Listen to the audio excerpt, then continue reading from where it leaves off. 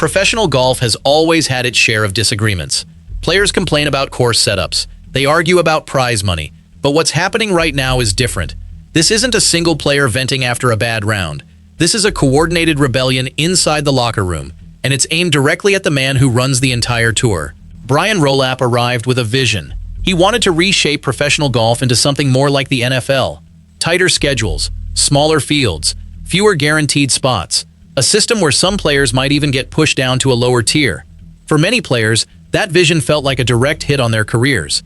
The frustration started quietly, but it didn't stay quiet for long, because 7 players decided they had enough, not just to complain in private, not just to vent to the media. They organized, they strategized, and they made it clear that they weren't going to let one man's plan rewrite the future of the sport without a fight. Each of these 7 has a different reason for pushing back. Some have everything to lose. Others are fighting for players who don't have the same platform. But they all share one belief: the people making these decisions don't understand what it actually means to be a professional golfer. The full story of who these 7 players are, and exactly what they did to rebel, isn't something you'll find in a quick headline. It happened behind closed doors, in heated meetings, through quiet alliances that shocked the golf world when they finally came to light. Do you think players should have that kind of power over the tour? Drop your opinion in the comments. And if you want to know exactly who these 7 players are and how they pushed back, make sure you're subscribed, because what comes next changes everything. But those 7 names are just the beginning. What they actually did next blindsided the entire tour. To understand why those 7 players finally pushed back, you have to understand who they were pushing against. Brian Rolapp isn't just another executive in a suit. He's the first CEO the PGA Tour has ever had, and he came straight from the NFL.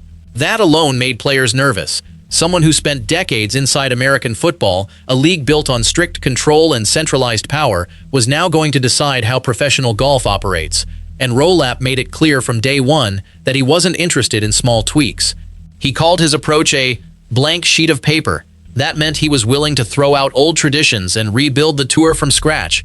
For players who grew up respecting the game's history, that phrase sounded like a warning. He wasn't here to preserve anything. He was here to transform everything. But the real concern came when his actual plans started leaking out. He wanted to shrink the tour, reduce field sizes, and create a 2-tier system where only the top players would be guaranteed elite status. Everyone else would have to fight for scraps or risk being pushed down to a lower level. For the veterans who had built their careers on the current system, this wasn't progress. It was a threat. And for younger players trying to break through, it felt like the ladder was being pulled up. The players didn't just sit back and whisper in the locker room. Some of them started speaking out publicly, calling the changes insulting and short-sighted. But the real resistance happened behind closed doors, in private meetings where the frustration turned into something much more serious. A group of players began to realize that if they didn't act together, they would have no say in their own future. But Rolapp wasn't backing down. His next move trapped them in a corner they couldn't escape. So what was Rolapp's plan that sparked all of this? It started with numbers. He wanted to cut field sizes across the board. Full field events would drop from 156 players to 144. Smaller events would shrink even further, from 132 to 120. That might not sound like much to a casual fan, but for players trying to make a living, those numbers represent opportunities. Every spot that disappears is someone's chance to compete, to earn money, to build a career. But the real bombshell came when Rolapp announced the tour card cuts. For years, the top 125 players on the FedEx Cup standings kept their full status for the next season. That number was going down to 100. 25 players who used to have guaranteed jobs would now have nothing. No status.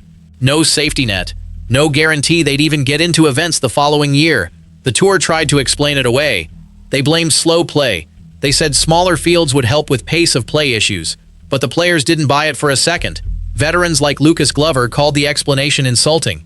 Matt Fitzpatrick backed him up, saying it was pathetic that the pace of play excuse kept getting used year after year without anything actually changing. Then came the announcement that really set things on fire. The USGA and the R&A, the 2 governing bodies of golf worldwide, decided to roll back the golf ball. Starting in 2028, professionals would have to use a ball that travels shorter distances. Estimates ranged from 12 to 20 yards less off the tee. The stated reason was course preservation. Modern players were hitting the ball so far that classic courses were becoming obsolete. The reaction from the players was nuclear. Justin Thomas called the decision selfish. and said it was bad for the game. He delivered a line that quickly went viral, asking whether they would make a mile longer so the fastest mile time doesn't change, or raise the NBA hoop because players can jump higher. Bryson DeChambeau called it the most atrocious, uninspiring thing you could possibly do to golf. On the other side, Rory McIlroy publicly supported the rollback. He argued it would make almost no difference to the average golfer and would put the sport on a more sustainable path. Suddenly, the biggest names in the game were split down the middle, fighting each other in public over the future of the sport. The locker room wasn't just frustrated anymore, it was divided. In the middle of this war, one player's voice carried the heaviest weight. When he finally spoke, the entire golf world went silent. Scottie Scheffler operates differently from most players. He doesn't chase headlines. He doesn't give fiery interviews. When Scottie Scheffler speaks, he chooses his words with extreme care. That's exactly why his reaction carries so much weight. He's not someone who complains about everything, so when he does complain, people pay attention. Scheffler's frustration isn't really about distance at all. It's about something deeper. His biggest issue with the people running golf is when their decisions take skill out of the game and replace it with luck. We saw this clearly at the 2025 PGA Championship at Quail Hollow. The course was soaked from heavy rain, but officials chose not to allow players to lift, clean, and place their golf balls. The result was chaos. Scheffler hit a perfect drive into the fairway, only for his ball to pick up mud. That mud ball sent his approach shot sideways into a double bogey on the 16th hole. Afterward, Scheffler called the situation frustrating. He made the point that a rules decision had turned a skills competition into a lottery. That's the heart of how he views all of these changes. He doesn't mind a hard test. He minds an unfair one. He wants the best player to win, and he's deeply skeptical of any rule that narrows the gap between the great players and the rest by introducing randomness. That frustration boiled over again at the 2026 PGA Championship at Erin Hills. Aaron Rai walked away with the trophy, but Scheffler was among the players openly critical of how the course had been set up.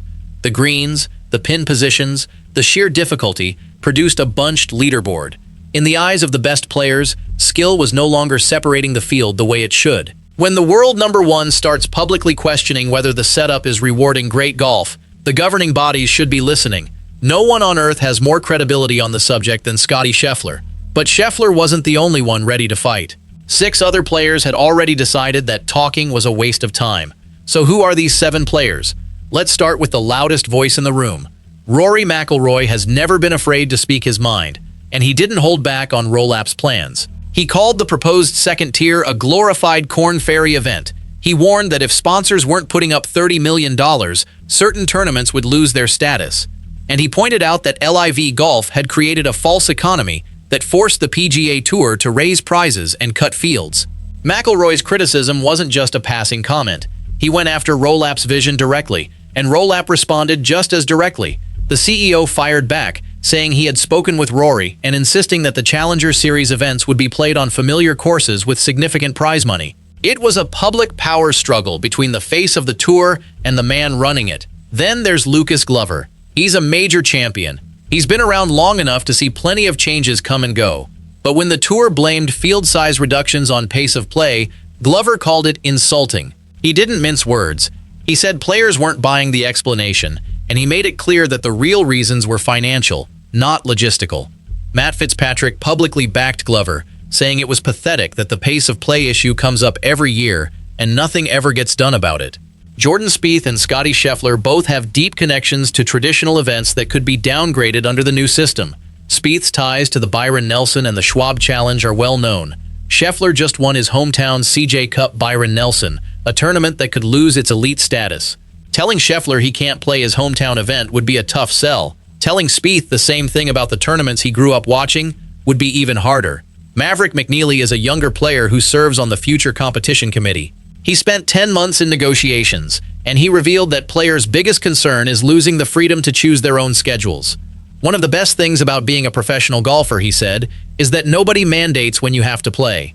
That freedom is now under threat. And then there's Stuart Sink. He's a veteran who has seen multiple eras of the game. He openly expressed his worries about where golf is heading. He said he hates that these changes are happening, and he made it clear that many players share his concerns. 7 players, 7 different reasons. But what they actually did next, nobody saw coming. Now you know who they are, but you still don't know what they actually did, because naming names was only step 1. What they did next is what changed everything. The players organized. They started having private meetings away from the media, away from tour officials. They compared notes. They shared their frustrations. And slowly, a plan began to form. They realized that individual complaints would be ignored, but if they spoke with one voice, if they presented a united front, they could force the tour to listen. Some of them went directly to the policy board. They demanded changes to Rolapp's proposals. They presented alternatives. They made it clear that they would not accept the new system without significant modifications. Others worked behind the scenes, building alliances with sponsors, with other players, with anyone who could amplify their message. One of the most significant moments came when McIlroy resigned from the policy board. He said something had to give. Jimmy Dunne also resigned, saying his opinions were no longer wanted. Don Rea Jr. was removed from the board entirely. The governance structure of the PGA Tour was collapsing from within. The players weren't just rebelling against Rolapp, they were reshaping the entire decision-making process. And it worked. At least partially. Rolapp's plan was delayed. The full implementation of the two-tier system was pushed back. Players gained more influence over the process. The rebellion forced the leadership to slow down, to listen, to reconsider. But this isn't a story with a neat ending. The battle is far from over. Rolapp remains in charge. The two-tier system is still coming, just later than he wanted. The ball rollback is still happening, and the 7 players who started this rebellion are still watching every move the tour makes. Everything they did changed the game. But the ultimate trap was still waiting for them. It came disguised as a major championship. The 2026 US Open at Shinnecock Hills is the perfect stage for this drama. Shinnecock is one of the most brutal courses in American golf. The last time the US Open visited in 2018, Brooks Koepka won at just 1 over par. The third round that year produced a scoring average above 75. Players walked off the course calling it broken and unfair. This is exactly the kind of setup that Scheffler has warned against. Fast, punishing, on the edge of chaos. And the USGA, the very body whose ball rollback the players have been savaging, is hosting the event. The players who rebelled against one governing body now have to compete on a course set up by another governing body they don't trust. The irony is almost too perfect. For Scheffler, the stakes are even higher. The US Open is the only major he hasn't won. The Masters, the PGA, the Open Championship, all conquered. The US Open is the missing piece from a career Grand Slam. If he captures it, he becomes just the 7th man in history to complete it. Jack Nicklaus, Tiger Woods, Rory McIlroy, all on that list. Scheffler would join them, and here's where the timing gets almost cinematic. The final round of the 2026 US Open falls on June 21st, Scottie Scheffler's 30th birthday. Imagine completing the career Grand Slam, becoming an immortal of the sport, on the day you turn 30. You couldn't script it better. The stars, as many have pointed out, do appear to be aligning. But that's also the danger. A course this severe, run by a body this committed to making it hard, can produce exactly the kind of luck-driven chaos Scheffler has spent months warning about. A bad bounce, a mud ball, a brutal pin position on the wrong afternoon. Even the best player in the world can be knocked out of a championship that should be his. That's the irony at the center of this entire story. Scheffler's biggest complaint about modern golf is that the rules and setups are introducing randomness and taking skill out of the equation. And now that randomness is the single biggest threat standing between him and history. He is the best player in the world, openly skeptical of the people running the game, walking onto the most punishing stage they have, with the career Grand Slam and a 30th birthday celebration on the line. If he wins, he silences every critic forever. If the setup destroys him, his warnings become a painful prophecy that nobody can ignore. The whole golf world will be watching, not just to see if Scheffler can finally conquer the US Open, but to see if the players who rebelled can back up their words with victories. Because that's the thing about golf. You can complain about the rules, you can fight the management, but in the end, you have to go out and hit the shots. The 7 players who rebelled against Brian Rolapp made their position clear. They organized, they fought back, they delayed the changes and reshaped the conversation. But now they have to prove it the only way that matters, with a golf club in their hands, on the toughest test the game can offer. Against governing bodies they don't fully trust. One thing is certain, the golf we watch in 5 years will look nothing like the golf we watched 5 years ago.